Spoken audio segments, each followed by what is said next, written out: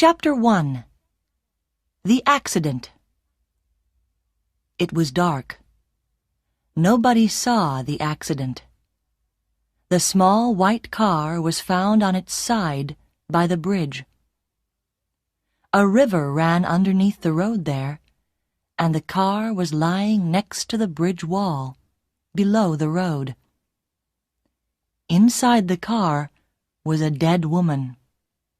Her name was Karen Silkwood, and she was 28 years old. It was November 13th, 1974. How did the car come off the road? Why was it on the wrong side of the road? Why was it so far from the road? There was nothing wrong with the car. Karen Silkwood was a good driver. Everybody knew that. The police thought that there was an easy answer to these questions. Karen was tired after a long day, so she fell asleep while she was driving. It could happen to anyone very easily. They took the car to a garage, and they took Karen's body to a hospital. But some people were not happy about the accident. First of all, her boyfriend, Drew Stevens. Also, a newspaper journalist from the New York Times and a union official from Washington. These three men were waiting for Karen on the night of the accident. She was bringing them some papers and some photographs in a big brown envelope. The papers were very important. The men were waiting for Karen in a hotel room a few miles from the accident. But she never arrived.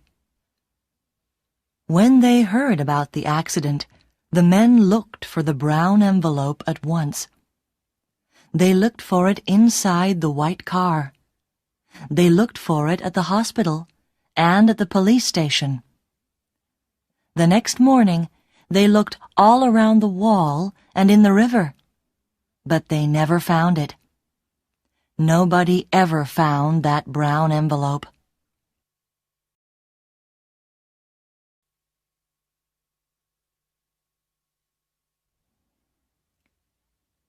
Chapter 2. The New Job. The story of Karen and her brown envelope began in 1972 when she took a new job at a nuclear factory in Oklahoma. Before that, she worked as a secretary, but in 1972, she was really tired of a secretary's life. She looked in the newspaper and saw that there was a job at the nuclear factory. The pay was much better than a secretary's pay, and the work was more interesting. She went to see Mr. Bailey, the manager of the factory, and she was surprised and happy when he gave her the job immediately. He asked Karen to start work the next day. On her first day at the factory, Karen learnt a lot. Mr. Bailey told her that she had to wear a special white coat, some special shoes, and a white hat. "These clothes protect you from radioactive dust," he said. "There isn't really any danger, of course. Everything is safe here. We check everything all the time." "I see," said Karen. "You need an identity card to get into the factory every morning. Just give me a photograph of you, and I'll give you a card. A pretty picture of a pretty girl." He smiled. Karen didn't like that smile. "He thinks I'm stupid," she thought. "Why do men always think that pretty girls are stupid?" He was still speaking. Now I'll call Mrs. Phillips. She'll take you round the factory and show you your laboratory. The manager there will explain the job to you. Don't worry, it's very easy." He smiled his thin smile again. The door opened and Mrs. Phillips came in. She was about 40 years old and a little fat. She looked afraid. "You wanted me, Mr. Bailey?" "Yes, Susan. This is Karen Silkwood. She's going to work with you in your laboratory. Could you take her around the factory and tell her about the work?" "Oh, I see. Of course, Mr. Bailey. Please follow me, Miss Silkwood." When the office door closed, Mrs. Phillips smiled at Karen and said, "That was lucky. Usually, if he calls me, he wants to shout at me about something. Please call me Susan. Can I call you Karen?" "Of course," said Karen. They walked down a long corridor with heavy doors on both sides. Susan opened one of the doors. "This is our laboratory." Karen saw 6 or 7 people in the room. They were all wearing white gloves, and their hands were inside a big glass box. There were holes in the side of the box, just big enough for hands. Everyone looked at Karen. "What's in the box?" Karen asked Susan. Everyone laughed. "Not chocolate," said one worker. "Or beer," said another. "Don't listen to them," said Susan. "It's fuel rods and uranium. We put uranium into the fuel rods. That's why you must always wear your gloves. And when you leave the laboratory, always remember to take off your gloves and check your hands in front of the scanner." She showed Karen the scanner, which was near the door. "If there's any radioactive dust on your hands, the scanner knows at once. An alarm rings all over the factory." "And when the alarm rings, the party begins," said one man. "Party?" Karen asked. "You can take off all your clothes and have a swim, with lots of water." "He means they wash you in a shower," said Susan. "It doesn't happen very often." Karen went home happy at the end of the day. She didn't think that the work was difficult, and the money was good. Very good.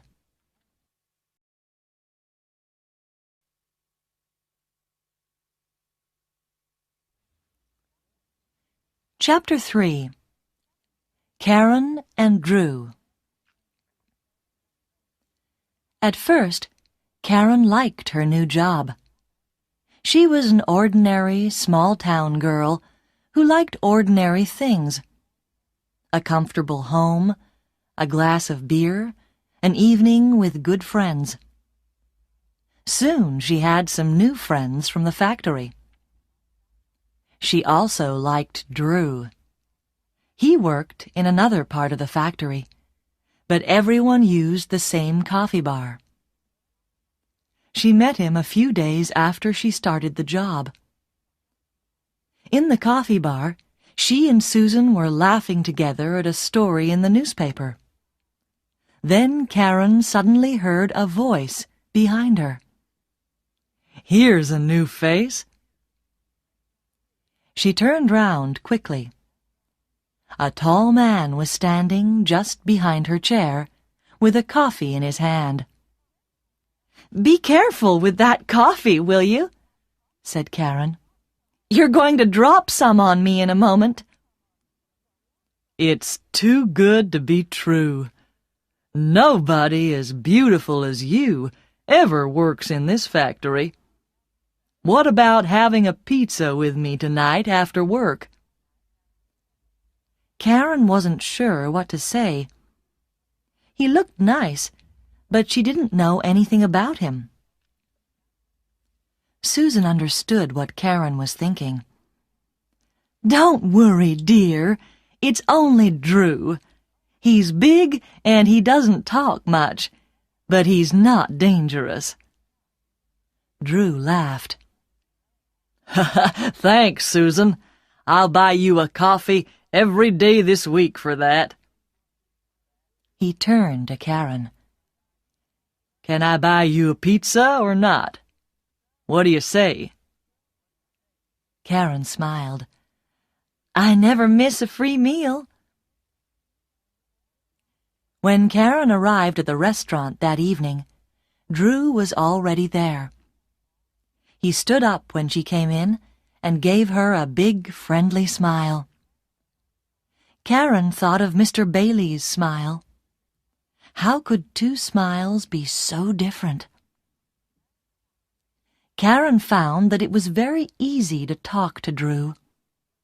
He listened to what she said, and they laughed at the same things. It was like talking to her favorite brother. In the next few weeks, they spent a lot of time together. Everyone at the factory saw how happy they were. Life was going well for Karen.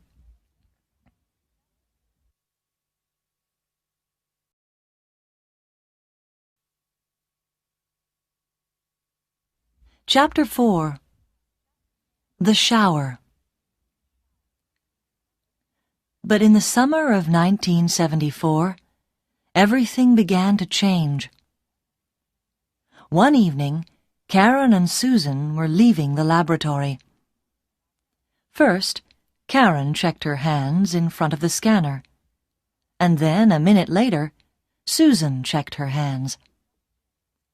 Suddenly, there was a terrible noise. It was like a high scream. Everybody could hear it all over the factory. Susan didn't move.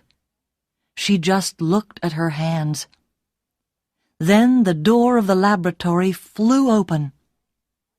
Two men in white coats ran in and took Susan by the arms.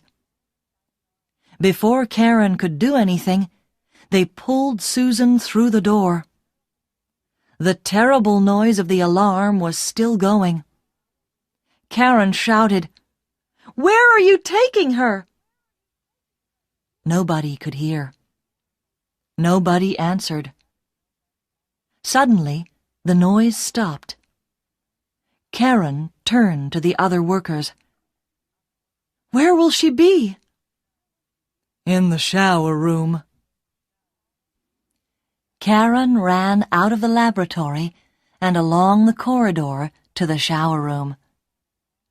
Inside the room, Susan was screaming. Karen pushed open the door. Susan had no clothes on, and the two men were showering her from head to foot, in her eyes, inside her ears, everywhere. The water hit her body like stones. "Stop that!" shouted Karen. "You're hurting her." "Not as much as radioactive dust can hurt her. One very small piece could kill her," shouted back one of the men. 10 minutes later, they stopped the shower. Susan's face was as white as snow, and she was shaking with cold. The men checked her body again with a hand scanner. "Okay, you're clean now. Put your clothes on. In 5 minutes, we'll come back and take you to the medical center for more tests." They left. Susan looked at Karen. They say I'm clean. Outside, perhaps. But what about inside? How much radioactive dust is in my body? Am I hot?" Her voice was quiet and tired. Suddenly, she looked old. Slowly, she began to put her clothes on. "Hot? What do you mean?" asked Karen.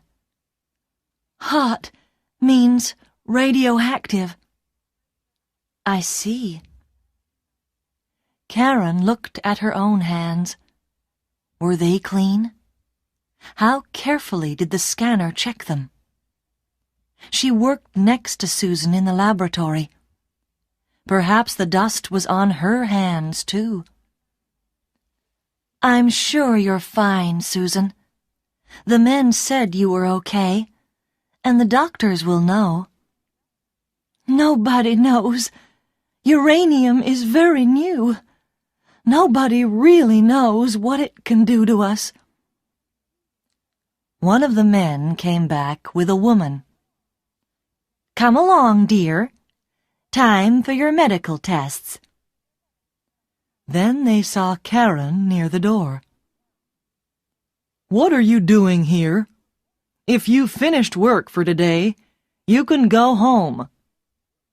Karen did not listen to them. "Are you okay, Susan? Do you want me to come with you?" Susan shook her head. "No, it's okay. You go home, Karen. I'll phone you later. Don't worry about me. And thank you." The man and the woman took Susan's arms and walked down the corridor, with Susan between them. She looked very small and very afraid.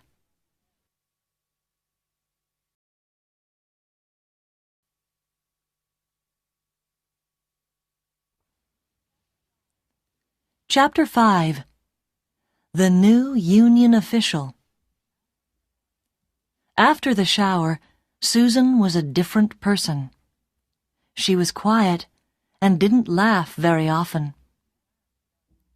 One evening, a few months after the shower, Karen met Susan in a bar for a drink after work. "You know, Karen, we really must leave the factory. It's very dangerous. How many times do we hear the alarm now? More and more often. And every time we hear it, we know that someone is in danger." "How does it happen? I don't understand it," said Karen. "It's because the factory is working 24 hours a day. The safety people can't do their job well.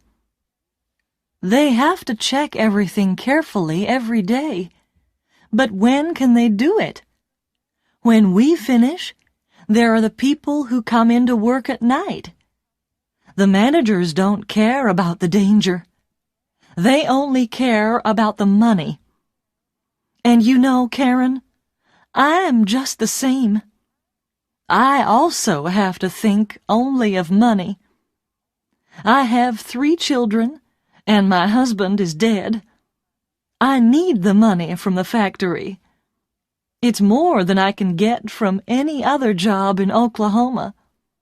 3 children are expensive. Very expensive." "Of course," answered Karen. "I understand.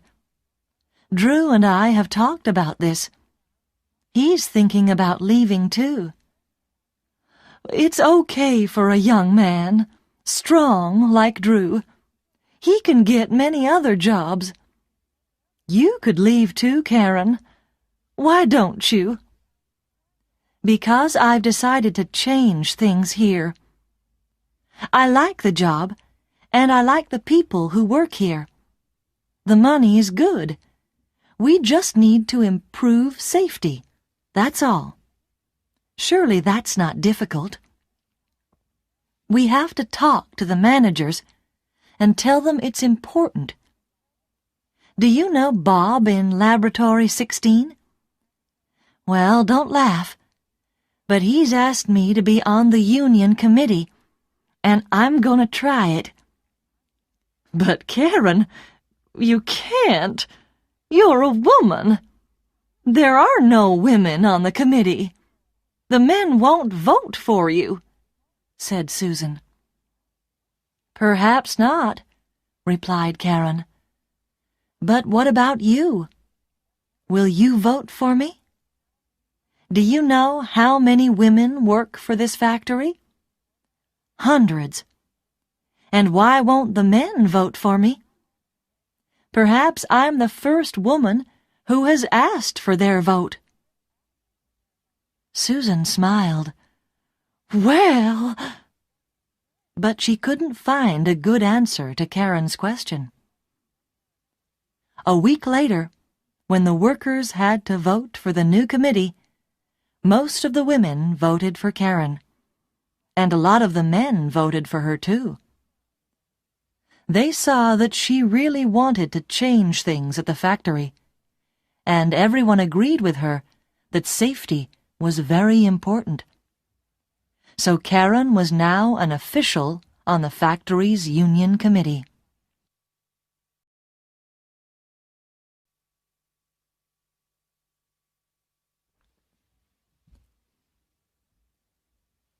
Chapter 6.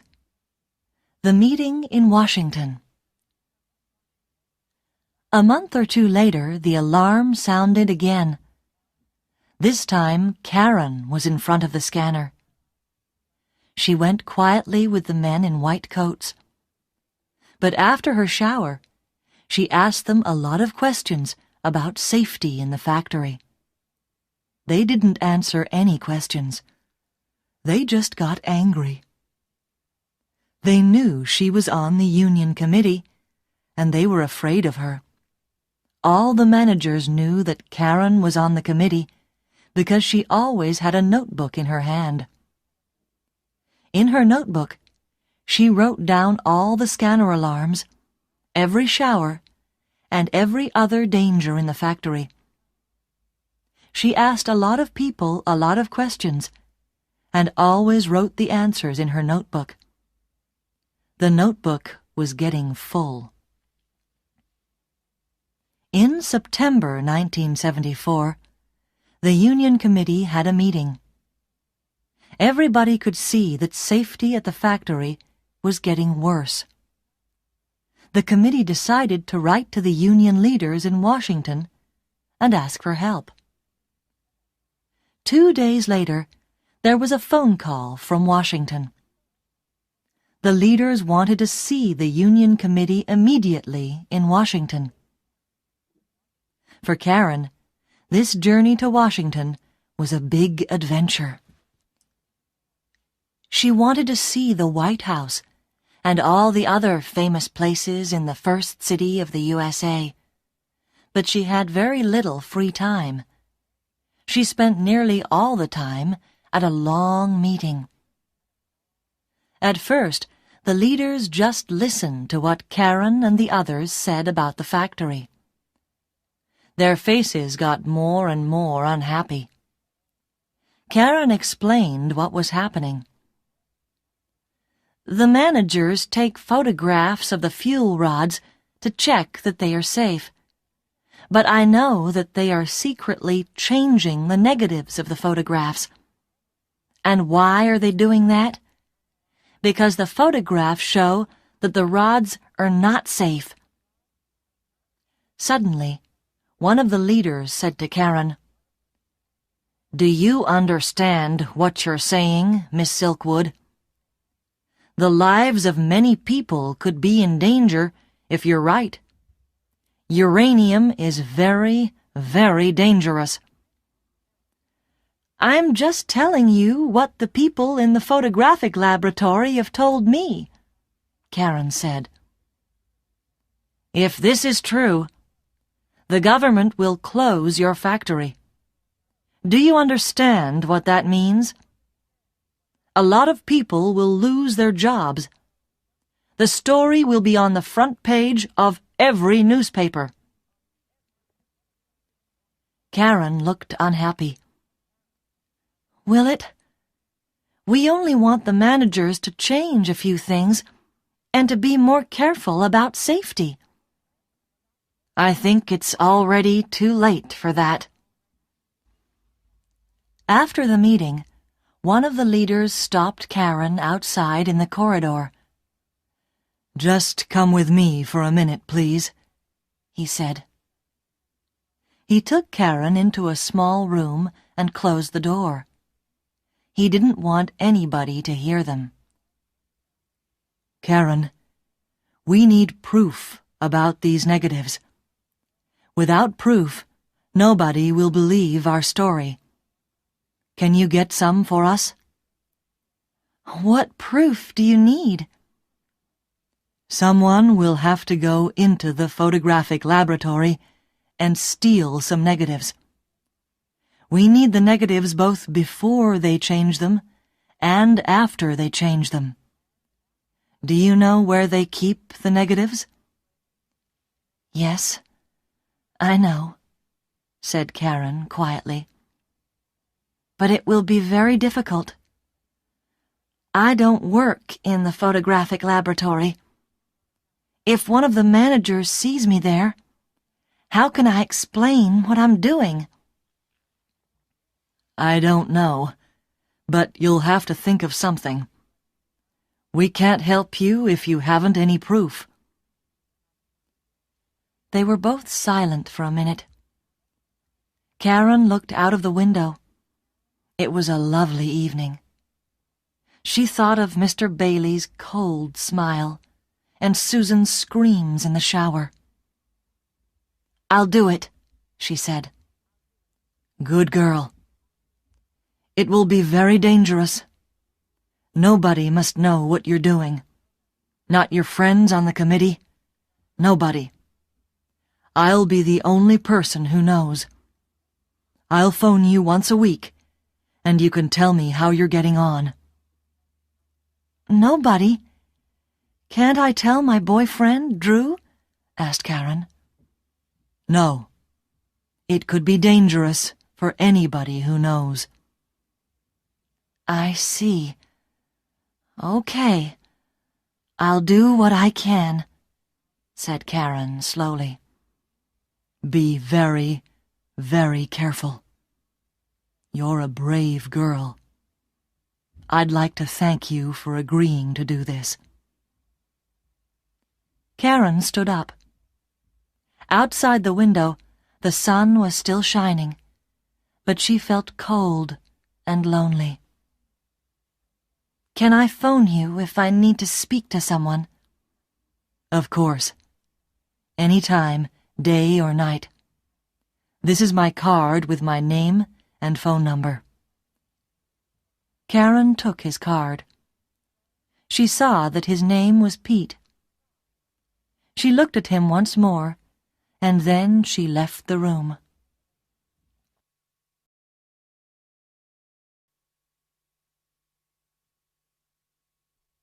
Chapter 7. The Brown Envelope. When she arrived back from Washington, Drew was waiting at the airport. "Did you have a good time?" "Not really. Things are worse at the factory than we thought. The union leaders are going to send some doctors to the factory to talk to everyone about the dangers of uranium." "Poor Karen. You look very tired.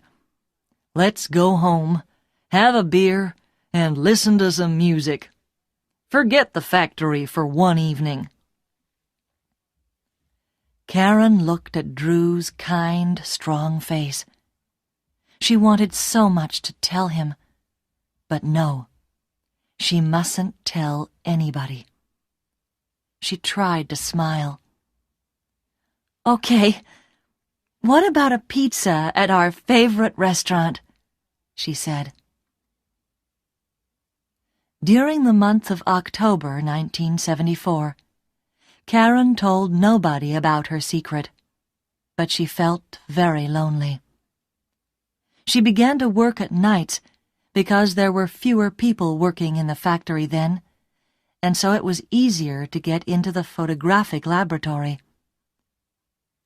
Very slowly and carefully, she began stealing negatives.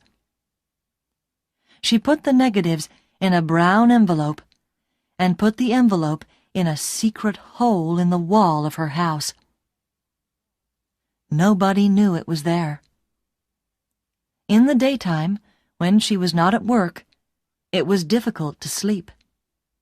She was afraid all the time. She often felt that people were watching her. Soon, some doctors came from Washington and spoke to the workers. After that, everyone tried to help Karen. They were really afraid when they heard about the dangers of uranium. Soon, Karen had to begin a new notebook. Everywhere she went in the factory, the notebook went with her. The managers watched Karen, and they watched her notebook. One day, she left it on a table in the coffee bar for 2 minutes while she went to get some sugar.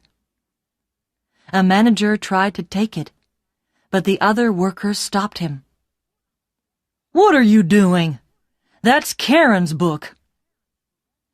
The manager's face turned red, and he put the book down. But the managers were now watching her all the time. It was more and more difficult to get into the photographic laboratory. But in the last week of October, Karen told the union leader in Washington that she had nearly all the proof necessary. "That's wonderful," said Pete's soft voice in Washington. "When you're ready, I'll take you to meet an important man from the New York Times. We'll give the story to the newspapers, and they'll tell the world about it. Then the government and the factory managers will have to do something about the dangers of your work." "Give me just a little more time," said Karen, and she put down the telephone.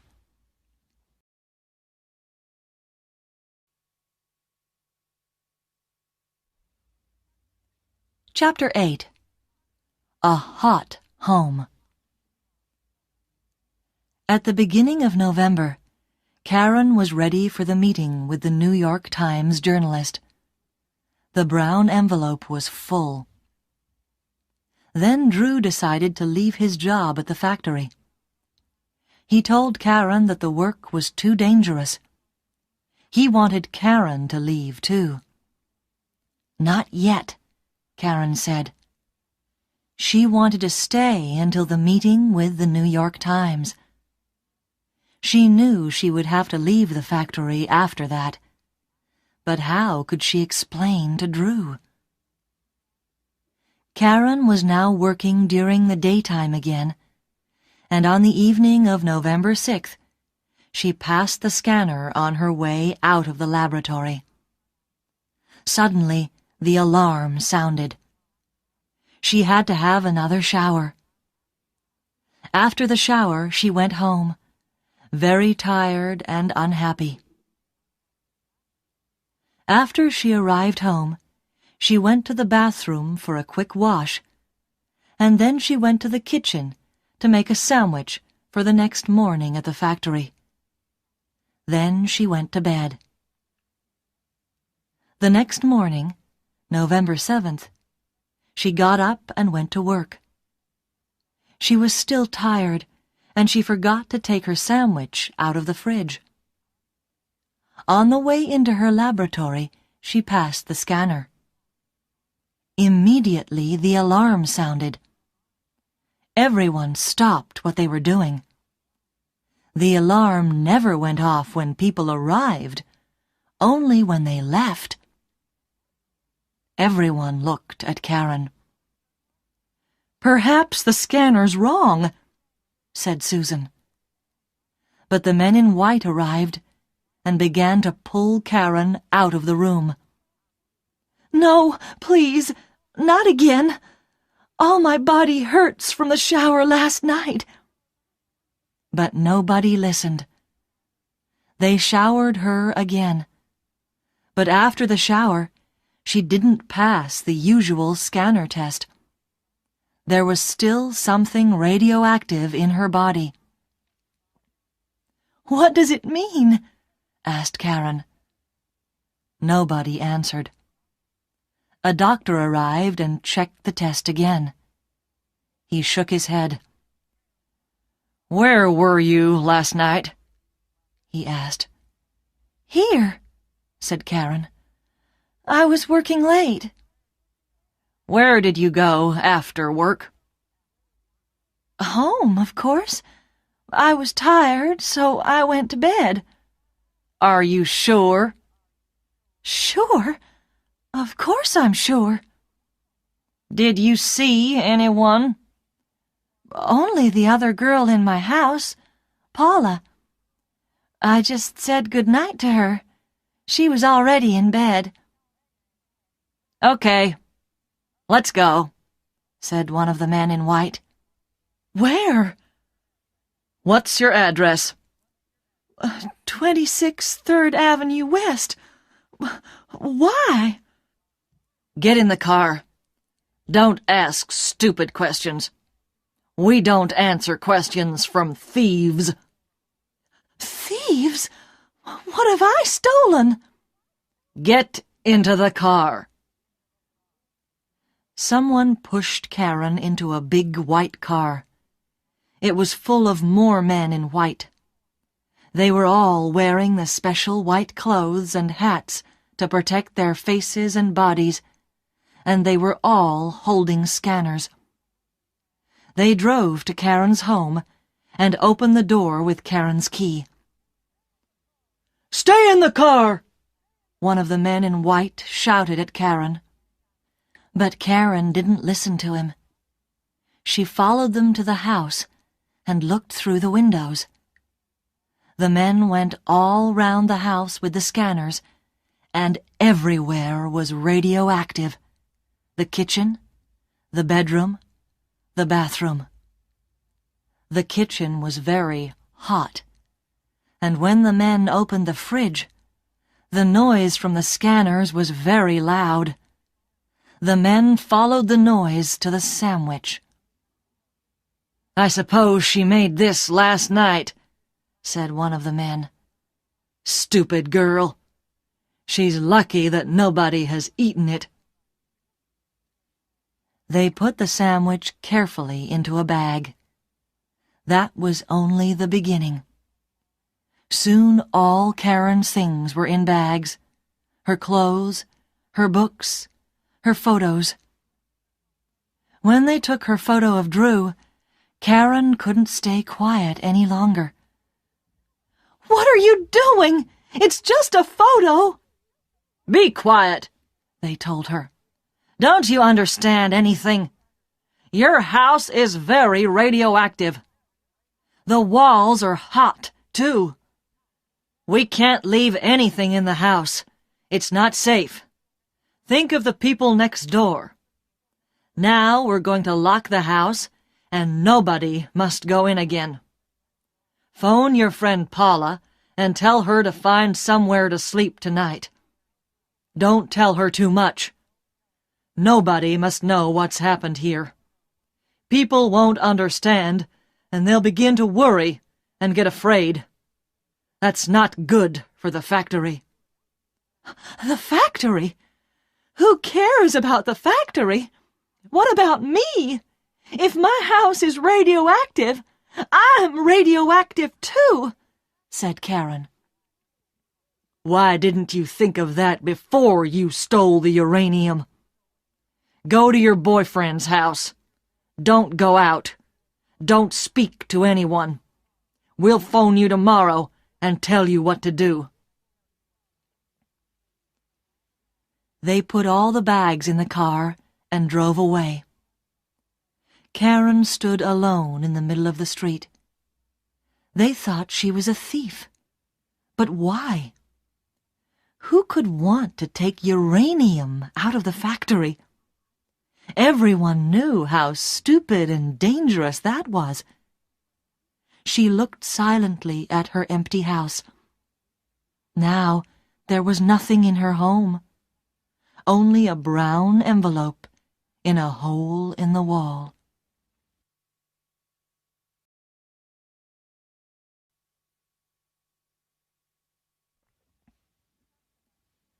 Chapter 9. Where to go? Karen tried to think. She was hot. Perhaps she was dying. She was dangerous to other people. Dangerous to Drew. She couldn't phone him. She was alone. She forgot about Pete in Washington. She sat down on the ground and cried. She wanted to die quickly. 3 hours later, Drew found her there. She was still sitting on the ground. Her face was white and empty. She didn't look up when he walked across to her. "Karen, my Karen, come with me at once. Someone from the factory phoned me. I know everything. Karen, look at me." "Don't come near me. I'm dangerous to you." "Don't be stupid. I talked to the doctor at the factory. He says you're not dangerous to anyone. You've had a shower, so your body's not radioactive now." Karen looked up into his face. "And you believe him? Do you still believe anybody in that place? Do you also believe I stole uranium from the factory?" "Of course not. Did they say that to you? That's terrible. Wait until tomorrow. When I get in there, they'll be sorry they ever said that to you."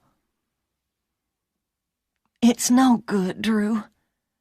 I'm dying," said Karen quietly. "I don't know how this happened, but I know one thing.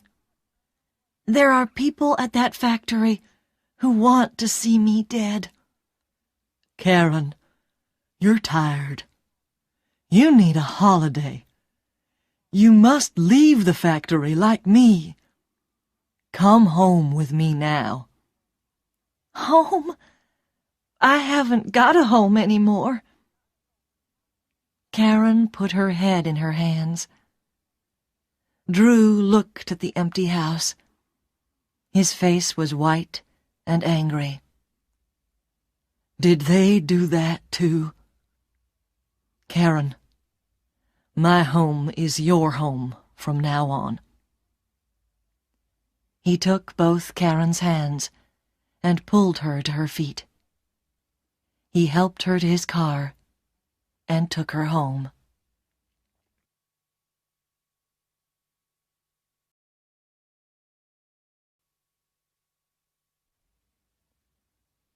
Chapter 10. Karen explains to Drew. That night, Karen and Drew couldn't sleep. They had to talk. "How did your house get so radioactive? That's the question," said Drew. "I think," answered Karen, "that someone put something radioactive into my bag last night before I left the factory. I remember that I left my bag on the table for a few minutes at coffee time in the afternoon." "But Karen, who did that? And why?" "Drew, I'm going to tell you something.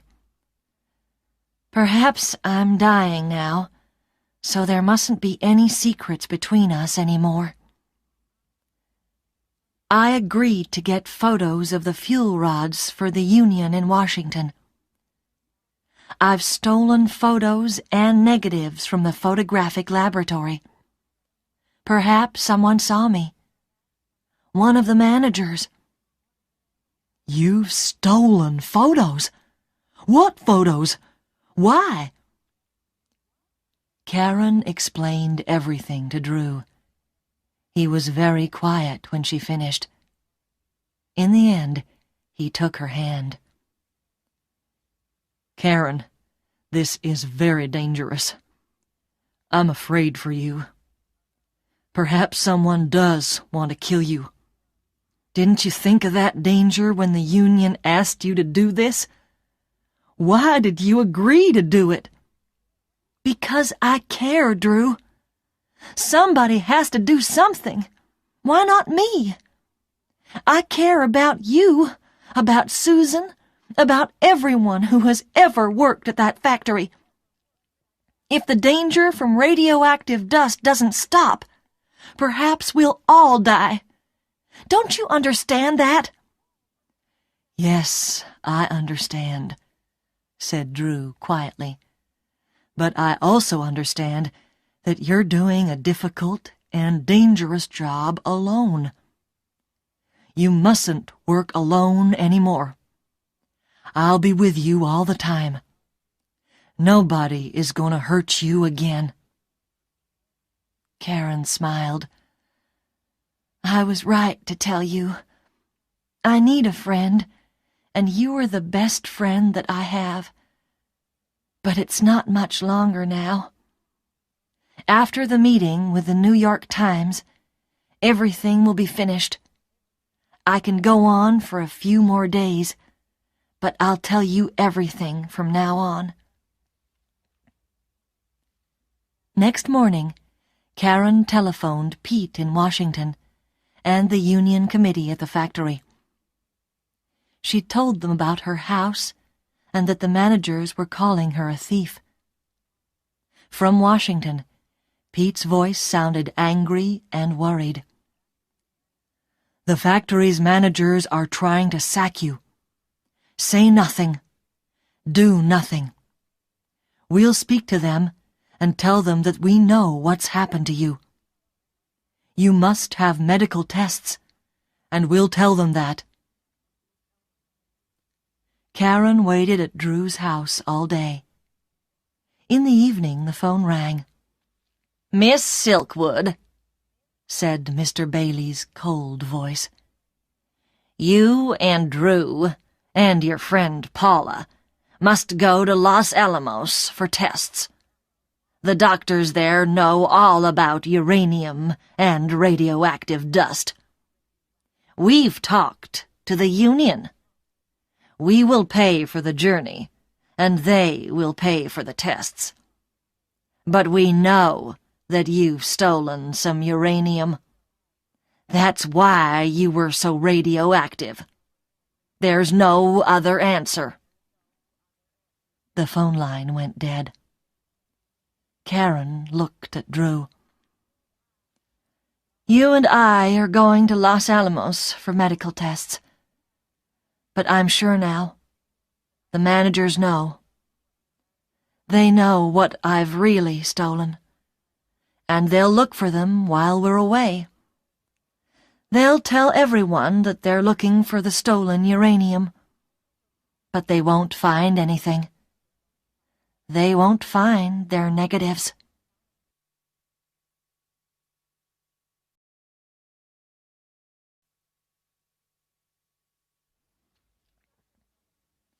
Chapter 11. The Night Drive. Karen, Paula, and Drew went to Los Alamos and had the tests. The doctor said that Karen's body was still a little radioactive, but Drew and Paula were all right. It was very good news.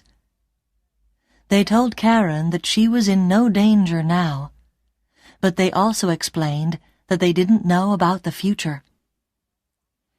It will be a few years, they said, before we know that you're really all right.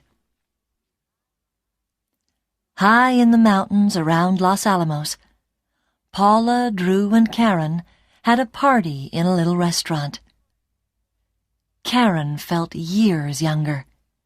She was not going to die. She and Drew still had a future together. They all danced until midnight. The next day, they took the plane back to Oklahoma City.